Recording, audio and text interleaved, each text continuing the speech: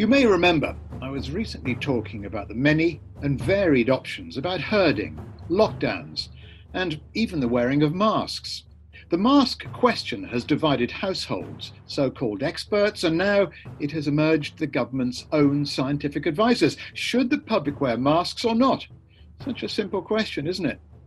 Well, the chairman of the Scientific Advisory Group for Emergencies, or SAGE, says the group has had heated and prolonged discussions about wearing masks. 100 scientists could only find limited consensus about how the government should react. Well, another important question is, can I catch the virus twice? Well, if you believe the news from South Korea, the answer is no. But all kinds of debates go on. Professor Neil Ferguson, a Number 10's epidemiological advisor, originally estimated the disease kills 1% of its victims. But a recent Oxford University estimate says COVID's mortality rate could be a tenth of this, that is 0.1%. The trouble is, there's no such thing as a data dashboard that can say with any speed or precision whether it's safe for a lockdown country to relax the rules or not. There are still far too many uncertainties, so everything is a gamble. As the British Prime Minister will know, the decision is and can only be political. So I decided to move away what seems to be the many unanswerable questions and devote my show to the global race to find a vaccine. After all, it is the key to everything. A vaccine is the holy grail in the fight against the virus. A simple injection for everyone that will mean an end to lockdowns, social distancing, and daily government announcements on death tolls. What is abundantly clear is that the world cannot fully emerge from its current state of lockdown until that vaccine is found. Never before have so many lives, livelihoods, and economies depended so much on a single health intervention. President Trump is promising a vaccine this year, and he isn't the only US official investing high hopes in the so-called Operation Warp Speed, which is funneling federal funds to at least a dozen candidate COVID vaccines. And the competition to develop a vaccine is truly global. In Britain, scientists at Imperial and Oxford are collaborating to start human trials. The race is against the clock. The latest figures from Johns Hopkins University in the US show there have already been more than 3 million confirmed cases and over 200,000 deaths. President Xi of China has harnessed the vast resources of the state to just this purpose. Hundreds of volunteers have already responded and been recruited from Wuhan, the city at the center of the outbreak. China has been here before with respiratory epidemics, particularly SARS from 2002 to 2004.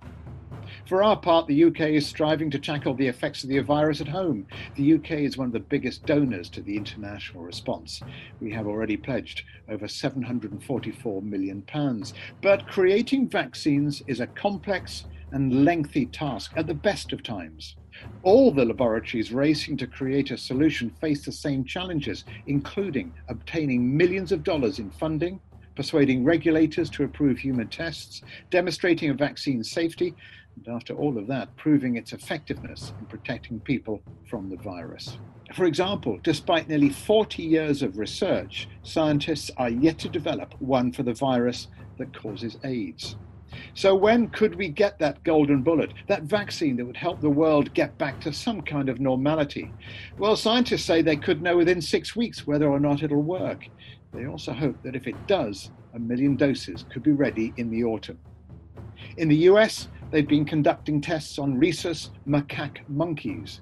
Animals exposed to the virus but inoculated with the Oxford vaccine remained healthy over a 4-week period. Monkeys without the vaccine became ill. The team is set to test over 6,000 people by the end of this month. The next stage is to produce a higher quality version of the vaccine, test that again in animals to make sure it's safe, then try it again on humans. But the UK government's chief scientific advisor says expectations need to be tempered. But once an acceptable vaccine has been produced, the next major hurdle is distribution. And you need truly global companies with the ability to distribute that kind of numbers worldwide. There are a number of different ways vaccines can work, but what they all have in common is that they harmlessly expose viruses or bacteria to the body's immune system. Like many other governments, it seems UK cabinet ministers are just as much in the dark, and they're not quite sure about the 5 tests we keep hearing about or what firm criteria will be used to judge them. They suspect there's a 6th test, the opinion polls, still overwhelmingly supportive of a longer lockdown. So if you see ministers getting angry when asked about an exit strategy or a vaccine, that's why. They don't have an answer to give. The scientific community has got a lot faster at researching and developing viruses, but it may not be yet fast enough to help with this one. Well, let's hope this outbreak at least means we're better prepared for the next one. Finally, some good news for parents and grandparents. An encouraging update comes from Switzerland, where children under 10 have been told they can once again kiss their grandparents after health officials announced it was safe to do so. Scientists concluded young children pose no risk of infection from COVID-19 because they don't have the receptors targeted by the virus.